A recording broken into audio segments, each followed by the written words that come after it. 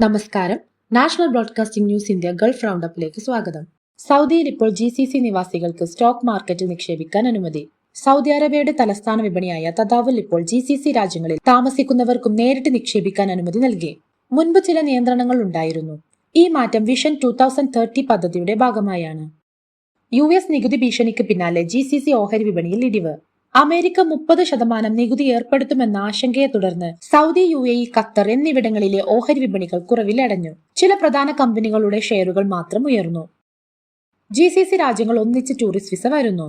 Schengen മാതൃകയിൽ ഒരു സംയുക്ത ടൂറിസ്റ്റ് വിസ GCC രാജ്യങ്ങൾ ഒരുക്കുന്നു. ഒരു വിസയിലുടൻ എല്ലായിടത്തും സന്ദർശിക്കാം. ടൂറിസം വളർത്താനാണ് ഈ പദ്ധതി.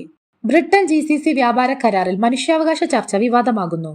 1.6 ബില്യൺ ഡീലിൽ ചില സംഘടനകൾ മനുഷ്യാവകാശ പ്രശ്നങ്ങൾ ഉയർത്തിയതോടെ വിവാദം ശക്തം. പക്ഷേ കരാർ പുരോഗമിക്കുമെന്ന് അറിയിപ്പ്. OPEC+ എണ്ണ ഉൽപാദനം കൂടും. GCCക്ക് ആശ്വാസം. OPEC+ രാജ്യങ്ങൾ എണ്ണ ഉൽപാദനം കൂട്ടാൻ തീരുമാനിച്ചു. GCCയിലെ സാമ്പത്തിക പ്രതീക്ഷകൾക്ക് ഇത് ഗുണം ചെയ്യും. GCC ഉക്രൈൻ ചർച്ച ഡുബ്രോവ്നിക് ഫോറത്തിൽ. GCC വിദേശകാര്യ സെക്രട്ടറി ഉക്രൈനുമായി സമാധാന ചർച്ചകൾ നടത്തിയതായി റിപ്പോർട്ട്.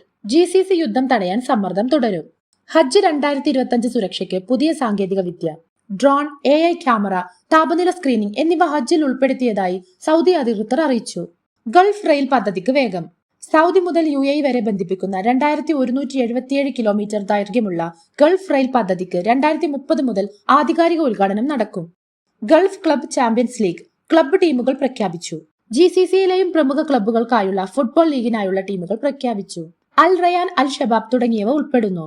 GCC പോലീസിന്റെ സംയുക്ത അന്വേഷണത്തിൽ 50 കിലോ ഹാഷിഷ് പിടിച്ചു. കുവൈത്ത്, ഖത്തർ, ബഹ്റൈൻ പോലീസിന്റെ സംയുക്ത അന്വേഷണത്തിൽ വലിയ മയക്കുമരുന്ന് പിടിച്ചെടുത്തു. മസ്കറ്റ് ബീച്ച് ഗെയിംസ് വിജയകരമായി പൂർത്തിയായി. ഒമാനിൽ നടന്ന ഗൾഫ് ബീച്ച് ഗെയിംസിൽ ഒമാനാണ് ഒന്നാമതും UAE രണ്ടാമതും. GCC രാജ്യങ്ങൾ AI നിയമങ്ങൾക്കായി ഒരുങ്ങുന്നു. നിറയെ ഡാറ്റ ഉപയോഗം വരാനിരിക്കെ ഗൾഫ് രാജ്യങ്ങൾ AI ഉപയോഗം നിയന്ത്രിക്കാൻ പുതിയ നിയമങ്ങൾ തയ്യാറാക്കുന്നു. ഖത്തറിൽ അമേരിക്കൻ വ്യോമതാവളത്തിനു നേരെ ആക്രമണ ഭീഷണി. അൽ ഉദൈദ് വ്യോമതാവളത്തിനു നേരെ ഭീകര സംഘടന ഭീഷണി ഉയർത്തിയതായി റിപ്പോർട്ട്. GCC രാജ്യങ്ങൾ ശക്തമായി പ്രതികരിച്ചു. GCC മെഡിറ്ററേനിയൻ രാജ്യങ്ങൾക്കിടയിൽ പുതിയ വ്യാപാര സഹകരണം.